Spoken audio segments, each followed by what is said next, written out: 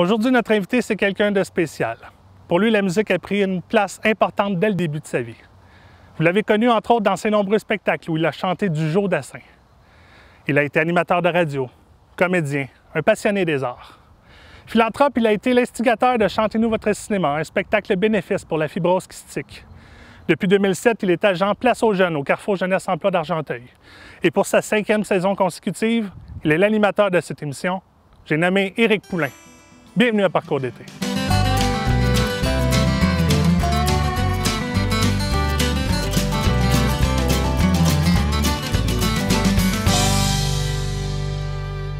Ben Éric Poulain, bienvenue dans ton émission Parcours d'été. Ça fait bizarre. Ben oui. Oui, vraiment. Puis c'est drôle parce qu'à un moment donné, j'étais avec d'autres invités. Puis là, c'est ma conjointe qui me dit « Ben Éric, c'est le fun. On apprend la vie de plein de personnes de leur jeunesse, mais la tienne, on la connaît pas. À part, nous, on s'était déjà entretenu avec ton émission. Mais là, c'est comme un prolongement, c'est comme une supplémentaire de ton émission, mais sur un terrain de golf où ce que toi, t'es moi et moi, je suis toi. Genre. Ben oui. Mais là, toi, t'es le créateur de l'émission Parcours d'été. L'idée première de faire cette émission-là, toi, c'est venu comment? En fait, j'avais vu une émission que c'était Martin du duo Dominique et Martin, qui était sur un terrain de golf, puis il invitait des artistes, des personnalités à jaser un peu, mais c'était plus comme pour plugger les prochains événements qui s'en venaient.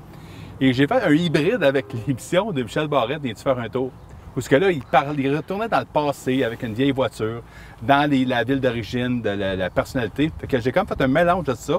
Jouer au golf, poser des questions, on demande des photos aux invités. Donc, c'est vraiment un mélange de tout ça. Puis, c'était vraiment plaisant. Depuis 4 ans, on découvre tellement de choses. 5 ans cette année. Puis, c'est vraiment le fun, les choses qu'on trouve sur les personnes, là. Vraiment. Et même toi et Pascal, là, il y a déjà quelques années aussi. Oh, on a déjà été l'invité. Là, maintenant, tu es notre invité. Et aujourd'hui, on va y aller dans l'ordre des questions que tu poses à tes invités. Quel genre d'enfant t'étais-tu, toi, à l'école? Écoute, c'est drôle, là, en plus, j'ai remis, donc comme tu sais, j'ai beaucoup de paires de lunettes, tu sais, moi. Et là, j'ai repris une paire de lunettes que j'avais au cégep. C'est sur vintage, l'année fin 80. Mais j'étais un petit nerd, un gros nerd. J'étais quand même, faisais un peu dans mon point. Mais j'étais une personne extrêmement gênée, vraiment timide, maladive des fois. Puis les seuls moments, comme en début d'émission, que tu as dit, c'était quand je faisais de la musique ou que je performais. On dirait que j'étais comme, j'embarquais sur un autre... C'était une scène, mais un autre monde. Un monde où là, j'avais le droit de le faire et personne ne se moquait de moi. Parce qu'évidemment, oui, comme beaucoup d'autres personnes, à ce moment-là, on en parlait moins, mais le bullying, l'intimidation, j'en ai vécu. Puis c'était souvent par rapport à des grosses... Surtout, on recule dans les années fin 70, des grosses lunettes, là. Hey, tu te faisais varloper là, par les jeunes. C'était nouveau, il n'y avait pas de grand modèle. Puis on n'était pas très à la mode. Donc, c'était pas vraiment agréable. Fait que je me concentrais sur mes études. Donc, au primaire, je battais des scores, 95, 100. Les seules notes que j'étais moins bon, c'était éducation physique. J'étais pas bon, j'aimais pas ça. J'ai jamais aimé ça, à part les sports d'équipe, baseball. Il y avait baseball, hockey. Soccer, c'est moins populaire dans les années 70. Ballon racheteur, oublie ça, la ballonne me revolait dans la face, les lunettes cassaient, c'était pas bon, là, tu sais. Je tripais pas sur les récréations. J'étais à genre, surtout l'hiver, tu sais, tu mettais ton saut de skidoo, tu le quittes. Moi, je prenais mon temps pour finalement sortir dehors, dring, je rentrais. Fait que j'aimais pas, j'étais une personne très solitaire. J'aimais pas tant socialiser, j'étais enfant unique. Mais en fait, beaucoup de gens, peut-être les gens vont apprendre ça à la télévision. J'étais un twinless, donc j'étais un jumeau. Mais l'autre personne, je crois que c'est une sœur, est décédée avant là, que je naisse. Donc, puis la technologie médicale des années 71, j'ai 48, certains que c'était pas aussi évolué. Fait que j'ai su plus tard que finalement, je suis comme un jumeau twinless qu'on appelle. Puis, fait que j'ai toujours pas eu vraiment besoin d'être avec beaucoup d'amis. Il y avait mes cousins, Patrick, Dominique, Stéphane, qu'on faisait bien les choses d'été, mais dans l'année, je n'étais pas le plus sociable. Je ne dirais pas sauvage, mais j'étais bien seul. J'étais dans mon monde, je faisais des choses. La musique, déjà, j'écoutais des affaires, mais puis à l'école, je performais. Sinon, à la fin des exposés oraux, j'haïssais ça pour mourir. Je voulais passer le dernier. Pourtant, tu sais, si j'étais devant les gens, mais c'était d'apprendre par cœur. Pourtant, comédien, maintenant, oui, j'aime ça parce que c'est une passion. Mais de réciter la cigale et la fourmi de La Fontaine, là, t'as pas bien. Pas mal moyen comme exercice, ça, je vais te dire. Très moyen. Fait que non, c'était vraiment, j'étais très, très solitaire, tout seul. Je faisais mes petites choses, puis j'avais beaucoup d'amis, mais pas genre d'inviter mes amis après l'école. OK. Pas, parce que en fait, mes parents travaillaient pas à la même, dans le même secteur de la chute. OK. Que moi, j'ai grandi chez mes grands-parents en plus. Mes parents travaillaient le jour, mon père sur des chiffres chez Harris Limited, puis ma mère travaillait à la banque à Saint-André. Donc, c'était mes grands-parents, pas qu'ils m'ont élevé, mais j'étais là souvent. Fait que d'inviter tes amis chez ton grand-père, ta grand-mère, c'est pas très winner. Surtout rendu à un certain âge, disons Des que des petites voitures. Oui, oui. On parle d'été, justement. Et toi, là, ta dernière journée d'école, juste avant les vacances d'été, comment tu te sentais? En fait, moi, je me rappelle, j'avais hâte, mais j'aimais quand même beaucoup l'école, au primaire. Secondaire, c'est une autre histoire. Mais primaire, je te dirais que j'avais... je me rappelle qu'on nettoyait notre bureau. Des fois, on découvrait plein de choses dans le fond du bureau, là. Mais on me rappelle qu'on l'avait, ça sentait bon dans la classe. On avait un genre c'était le fun, une activité. On allait souvent, je pense, à la ronde, dernière journée ou pas loin de là. On allait au parc Richelieu à la chute faire des activités. Fait que c'était une préparation de l'été. Mais j'avais beaucoup d'amis que je faisais des activités aussi l'été. Donc, je ne perdais pas vraiment. J'étais à la chute, puis je faisais pas tant de voyages que ça. Un par été, genre 4-5 jours. Sinon, ben je les revoyais. Fait que oui, j'étais content, mais j'étais pas comme wow. Mais j'aimais ça. Secondaire, on s'en parlera tantôt, c'est une autre histoire. Mm-hmm. Et là, ben Éric, ton émission, ça veut pas juste dire jaser, ça veut dire jouer au golf. Et comme tu as montré à la plupart de tes invités comment jouer au golf, là, c'est moi qui va te montrer comment moi je joue au golf et comment toi tu devras jouer. À la limite, à ta discrétion de vouloir me suivre ou pas. On va voir.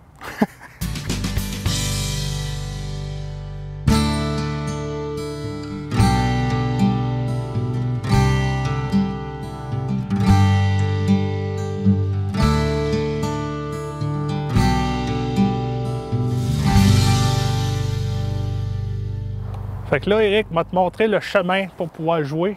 J'ai confiance en toi. Puis, si jamais, à un moment donné, tu comprends pas trop le chemin que je prends, c'est par là. Oui. Fait que bien important quand tu te places comme ça, là. Oui, c'est bon Ne ça. quitte jamais la balle des yeux, Éric. Et voilà. Je vais te montrer comment jouer au golf. C'est ça. Prête? Ouais, je suis prête, moi. Ben! Ben, check ça. Oui, c'est loin.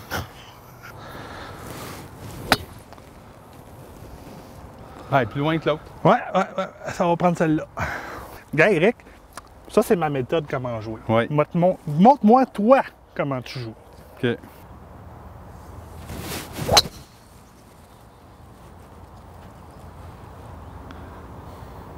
C'est peut-être le pas quitter des yeux, je sais plus aller où. Pas loin Dans du le bois, disons. Ça va bien.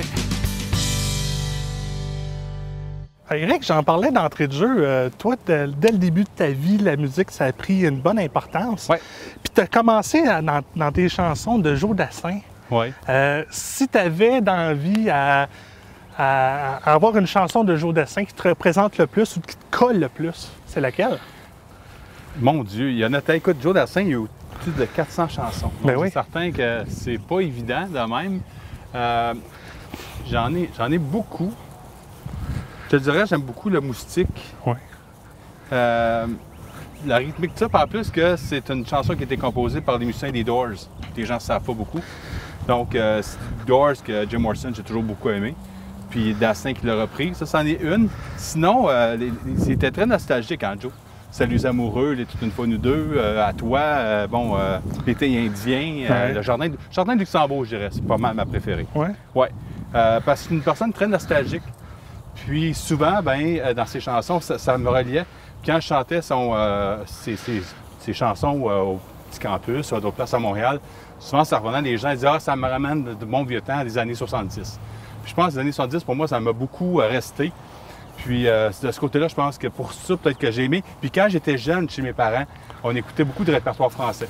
OK, ouais. Que ce soit Sardou, Dalida, Dassin, Michel Fugain, le Big Ouais. Bazar. Donc, c'est beaucoup ça. On écoutait quand même des chansons en anglais chez mes parents, mais c'était assez varié. Les Rolling Stones, les Beatles, parce que mon père, comme peut-être des gens qui ne le savent pas, il était dans un groupe rock and roll des années 60 qui s'appelait Les Mandrakes. Mais oui. Donc, eux, quand ils ont fait un retour dans les années 80 pour le centenaire de la Ville de la Chute, qu'il y avait mon oncle Maurice Poulain qui avait fait la chanson 100 ans de souvenirs là, pour la Chute.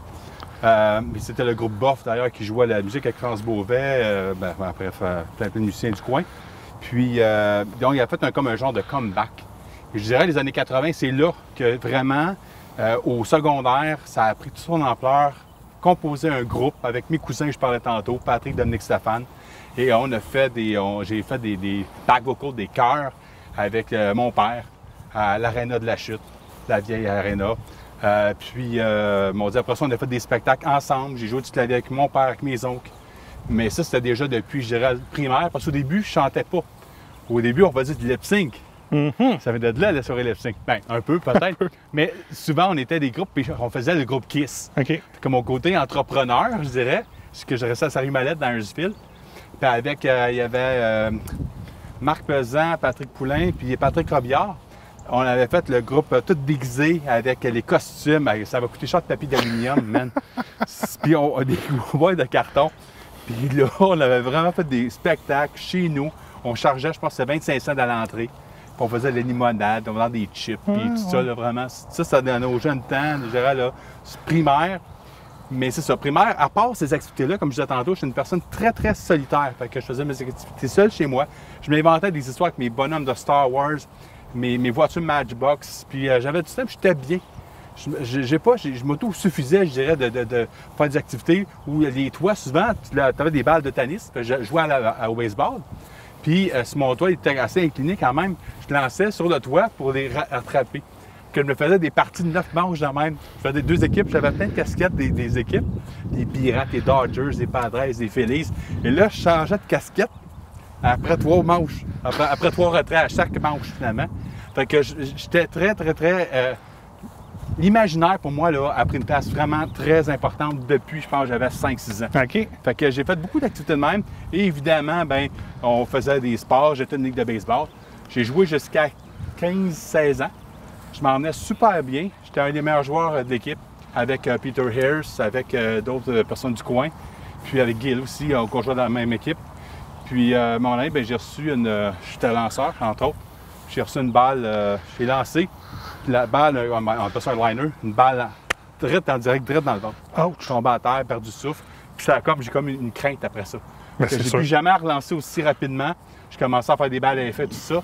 Mais j'ai arrêté pas mal le baseball. Puis après ça, souvent, comment ça fonctionnait, c'est que selon les dates d'anniversaire, les années d'anniversaire, tu étais comme toujours matché avec la même année.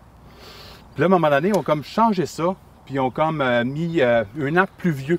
Puis là, je me retrouvais, puis j'étais tout petit, hein? Je mesurais 5 pieds 2. Fait que j'ai comme grandi d'un pied peut-être en 2 ans. À un moment donné, vers la secondaire, la fin secondaire même.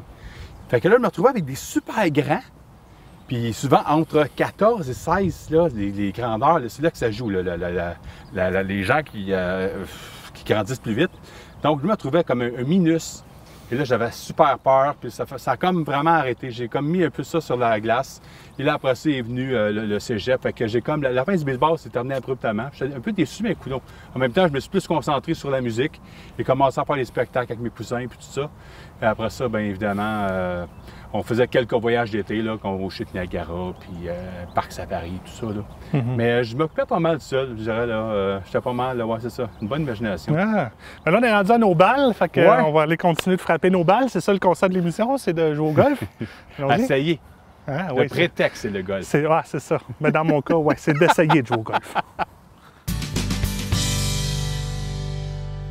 Bon, fait que là, Éric, nos balles sont pas mal l'une à côté de l'autre. Ben oui. Ça prouve que t'es bon. Hein? T'es vraiment... tu m'as suivi, finalement. Je t'ai suivi. Je Ouais, t'ai dépassé. Je t'ai montré le chemin.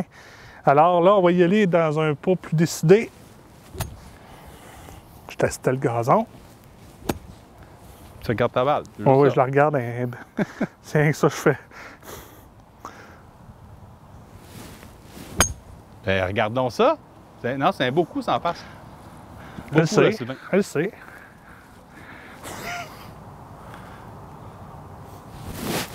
Et ça, check ta balle. Là, Éric, c'est parce que tu me suis un peu trop. Il faudrait que tu montres comment toi tu joues. Et ça. On va dire que c'est beau. Tu joues pareil comme moi, Éric. Oh, mon Dieu. T'es bon, est-ce? Hey, Éric, je t'ai rejoint. Hey! Elle, ouais. Et ça. Direct sur le green, Éric, comme moi. En plein ça.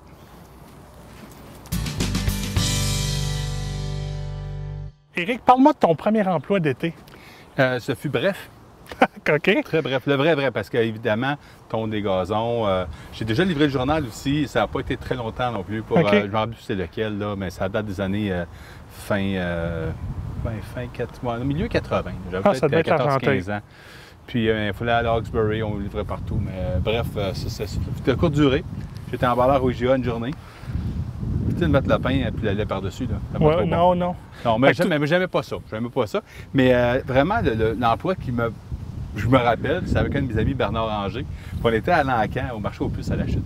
Tu as travaillé là. Ouais, parce que souvent, tu sais, nous, on allait le matin pour acheter des trucs, quoi que ce soit, aller voir les animaux. Dans le temps, il y en avait plus. Ouais. De là vient Lancan, évidemment. Puis, à un moment, il y a un monsieur qui est tout seul. Le monsieur a quand même un certain âge. Puis, il fallait qu'il monte un truc, des structures métalliques, des poteaux, puis ça finit plus. Puis après ça, il faisait tout, il mettait ses supports avec des jeans. C'est genre un cube, peut-être un 16 pieds ou 20, mais c'est un 16 pieds parce qu'il faut le conduire, rempli de jeans et de tout. Nous, il fallait installer tout ça le matin, puis tout installer, des jeans, des supports, des cintres et tout. Après ça, on partait, on ne vendait pas les jeans, ça. On faisait juste installer de la structure. Puis à la fin de la journée, on revenait. Il payait 10$ le matin, 10$ en revenant l'après-midi. Il n'était pas gentil, le monsieur. Fait qu'à un moment donné, on a fait ça 3 semaines. La dernière semaine, on arrive le matin, il est vraiment pas content, il nous traite de tous les noms, bref, ça va pas bien. Fait que pour se revancher, on n'est pas retourné l'après-midi. Il s'est arrangé avec son kiosque. Ouais, faut être gentil. C'est ça. Tu sais, un ado là, à 15 ans, là, surtout à cette époque-là, là, quand tu as 15 ans, c'est comme « fais-moi pas », tu sais.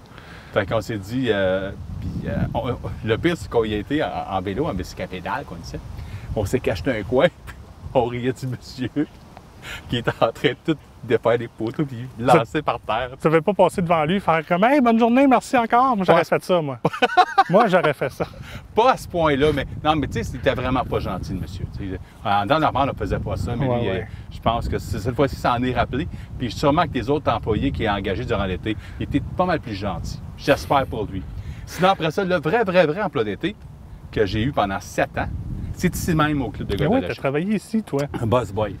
J'ai beaucoup aimé la gang, la famille du golf. En même temps, c'était le fun parce que tu pouvais jouer gratuitement au golf. Fait que c'est là que tu as débuté aussi tes premières parties de golf, j'imagine? Oui, officiellement, oui, parce qu'on pouvait jouer plus souvent. Ouais. Quand on ne travaillait pas, soit comme Boss Boy ou comme le matin pour des brunchs ou le soir pour les repas, les soupers. Il y avait beaucoup de tournois également. Ouais. Donc ça, c'est vraiment agréable. Puis on jouait gratuitement. On avait tout gratuit pour jouer.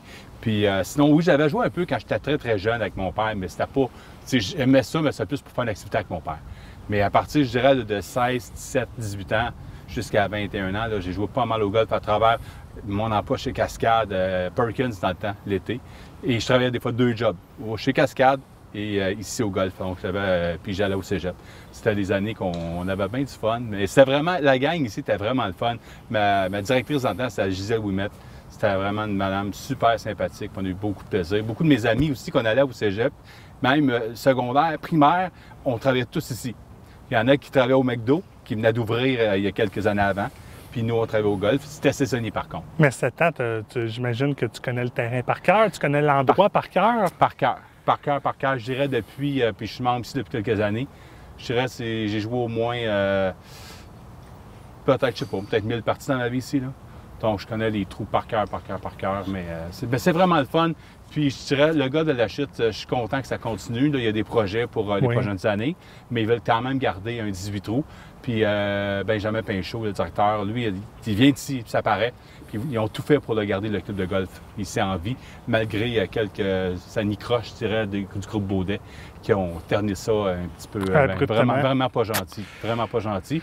Mais heureusement, il y a des gens derrière. Il y a Hector Salis qui travaille aussi. Il y a plein de personnes qui travaillent. Robert Starter. C'est une belle gang, une belle famille. Puis je me sens encore, même si je suis ici depuis longtemps, faire partie encore de cette famille-là. Bon. Fait que pour moi, c'est un emploi d'été. Puis il y avait nos staff parties à la fin de l'été.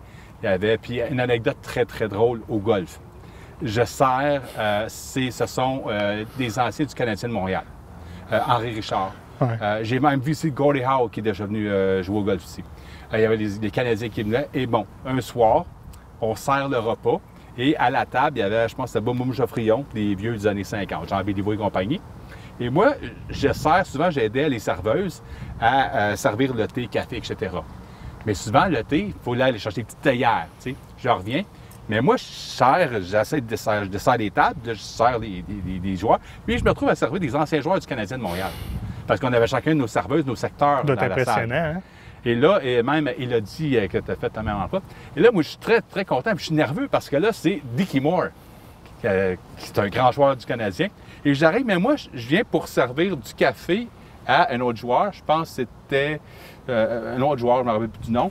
Et là, moi, je pense pas, mais les tailleurs, souvent, on les remplissait trop sur le bord. Que j'ai échappé de l'eau bouillante sur la cuisse de Dickie Moore, joueur du Canadien de Montréal. C'était assez comme mémorable comme moment. Ben oui, Chris. Et je me rappelle encore comme c'était hier. Puis il a juste dit, pourtant c'est un anglophone, il a juste dit aïe aïe avec un juron. Mais après ça, tous les joueurs du Canadien à la table, à chaque fois que je passais, ils faisaient tout comme. Fait que ça a devenu un running gag durant la soirée jusqu'à la fin. Puis à la fin, le monsieur me voit puis il dit c'est correct tantôt. Là, il voyait que j'étais nerveux. Puis merci, merci, il y en a deux crashs. Ah, ben tant mieux, au moins il y a ça. Mais bon, mais des anecdotes de même, il y en a eu beaucoup ici. Des l'aluminium de Raymond Bourque, de Kevin Lowe, Wayne Gretzky qui est venu ici. Puis Raymond Bourque, j'étais le matin, on découpait des petits coupons pour des brunchs. Oui. Puis il y avait des joueurs, il y avait Cam Neely pour les fans des Bruins de Boston. Il y avait Cam Neely, il y avait Raymond Bourque évidemment, des Glenn Wesley, des joueurs de l'équipe, et d'autres joueurs d'autres équipes. Puis c'est moi qui les côtoyais tous, toute la gang. C'était des beaux souvenirs. Puis vraiment, je me garde que quelques petites affaires durant 7 ans, là, c'est ben, hein, ça, c'est pas mal dans tout, là. Ouais. Mais là, tu vas me le prouver, Éric, que tu le connais fraîchement, parfaitement, ce terrain-là, parce que on est à quelques centimètres du trou, puis tu vas me montrer si tu connais vraiment le trou par cœur, comme tu me prétendais tantôt.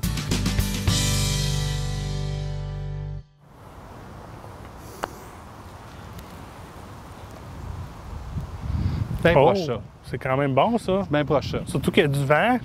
Là, il y a une petite pente. Le vent avec un potting, je pense que ça n'a pas vraiment d'importance. Mais merci d'encourager. Check bien ça, Éric, comment moi aussi, je suis quand même habile.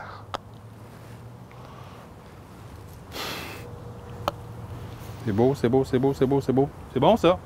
On Hein? prend la même distance avec l'autre. One shot. Voilà. Et le coup final, même chose. Ben oui. Même chose. Ah, c'est... Et voilà. Tu veux? Un trou d'un coup. Je dirais un coup d'un trou. Éric, l'émission s'achève bientôt. Tu dois avoir des plans, des projets à venir. Ben, en fait, comme la majorité, dans le milieu, je dirais, culturel, c'est certain avec la COVID qu'on a vécu depuis le printemps. C'est, je dirais, point de vue spectacle et tournage, peut-être pas mal zéro. Il n'y a rien qui s'est passé. C'est pas mal le Carrefour Jeunesse Emploi, évidemment, ça s'est continué parce qu'il faut voir aussi que la majorité de ma clientèle sont des personnes qui viennent de l'extérieur. Que mes suivis se font toujours par courriel ou par téléphone. Ça n'a pas changé. Moi, j'ai jamais eu d'arrêt de travail depuis le mois de mars, puis ça continue. Là, j'ai eu des vacances cet été, mais ça se continue. Puis ça, ben, le travail, au contraire même, j'aurais plus de demandes parce qu'évidemment, les gens de Montréal, des grands centres, ils veulent encore plus quitter les grands centres, qui étaient en décision peut-être dans quelques années de le faire. Ça a été comme précipité et devancé. Ouais. Donc, ces gens-là, il y aura du suivi à faire avec eux. Donc, ça va beaucoup me demander de temps pour le travail, mais ça fait 13 ans, comme tu l'as dit en début d'émission, que je fais ce poste-là comme pour Place aux jeunes, que j'aime beaucoup la job avec une belle gang au CJE. On s'implique beaucoup dans la communauté, puis c'est vraiment intéressant. Pour les spectacles, bien évidemment, Place aux jeunes, bien, il y avait le lip sync. Pour la 10e, on avait hâte de le refaire. On s'en retournait au Théâtre des Petits Bonheurs. Peu importe l'endroit qu'on prévoyait de faire, on ne sait pas quand on va le faire. On verra bien comment. On ne peut pas faire un zoom de lip sync. À un moment donné, c'est l'ambiance, c'est pas là. Bon. Fait pour l'année prochaine, on verra. On verra. Pour les spectacles, je prévoyais peut-être refaire un autre classic rock, la 3e, mais encore là, je sais vraiment pas. Et les tournages, auditions, ça recommence. Là. Tranquillement. Tranquillement. Fait que d'après moi, ça, on va pouvoir en faire plusieurs, me prendre à Montréal. Mais y aller par une, je dirais, être plus sécuritaire, puis vraiment faire attention. T'sais, on n'a pas le choix de respecter la santé publique pour une deuxième vague qui pourrait venir à l'automne. Puis d'ici là, j'essaie de profiter à mon chalet, puis pour voir mes parents. Je dirais, les derniers mois, ça a été très difficile de ne pas pouvoir être avec mes parents, se parler à tous les jours. Mais c'est cette proximité humaine qu'on a ici au Québec. Beaucoup de places aussi, mais ils nous disent qu'on est très, très proches les uns des autres. Ouais. Ça, je pense que ça a affecté beaucoup les personnes âgées qui ne sont pas encore en CHSLD. Bien, tout le monde, là. Mais ceux qu'on pouvait avoir accès à nos familles. Plus facilement. Ça, tu sais, mon père va bien, ma mère va bien, touche du bois tout le temps. Mais c'est de passer du temps de qualité avec mes parents, puis avec ma conjointe, puis des petits projets ici et là, puis un voyage peut-être l'année prochaine, sûrement au Québec. Moi, j'ai pas l'intention de prendre l'avion d'ici un bon moment. Puis peut-être Paris, France dans quelques années, peut-être pour faire des spectacles là-bas. Je sais pas. On a plein de projets, mais on y va. Je pense que l'important, c'est d'y aller un jour à la fois. Puis ça va ouvrir un moment pressant. Puis ça ne vaut rien de penser, prévoir dans 10 ans, dans 5 ans. Parce que je pense si on recule en novembre, décembre 2019, personne ne prévoyait le 2020 qui est arrivé. Fait que je pense, et autant à toi aussi, à tout le monde, je pense que en cette dernière émission de cette saison, c'est de prendre soin de nos proches puis triper avec nos amis. C'est vraiment le mot que j'ai à dire. Mm-hmm. Éric, que la santé te garde. Oui. Et là, vu que tu es habituellement l'animateur de cette émission-là, je pense qu'on pourrait faire la conclusion ensemble. Bien, donc, certain. c'est ce qui termine l'émission de Parcours d'été de cette saison-ci. Oui, tu es le dernier invité. Ouais. Puis, bon, tu souhaites une 6e saison, Éric. Puis, bonne fin de saison estivale. Puis, Hey. à bientôt. Ben, à bientôt, Sylvain. Puis je suis content de t'avoir accepté parce qu'on est amis depuis très longtemps. Ben oui. Depuis le tout début, via la TVC, en fait. Oui. Puis on fait des spectacles, des événements ensemble. Écoute, le vidéoclip de règlement de compte, entre autres, d'autres vidéos qu'on a faites pour des montages. Bref, on a fait des choses, un beau parcours, puis en tout cas, une amitié qui dure. Puis en tout cas, merci d'avoir été mon Éric Poulain. Ça fait plaisir. Hey, bonne fin de saison à tout le monde, puis à bientôt. Salut. Pas ton chat, ça, d'ailleurs? Pas lui.